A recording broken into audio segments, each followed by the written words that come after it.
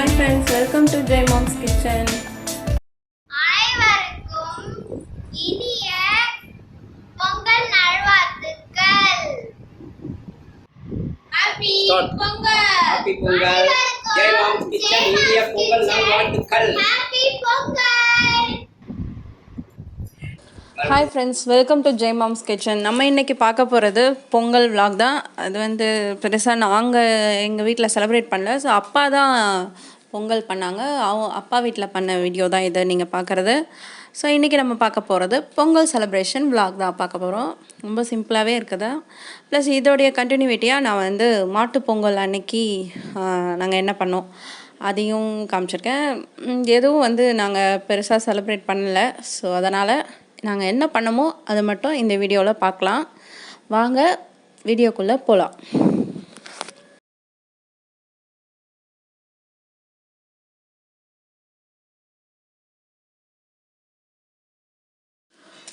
So இப்போ பார்த்தீங்கன்னா அப்பா வந்து சிம்பிளாக சக்கரை பொங்கல் பண்ணிவிட்டு வடை பாயசத்தோட சாப்பாடு செஞ்சு சாமி படைச்சாங்க.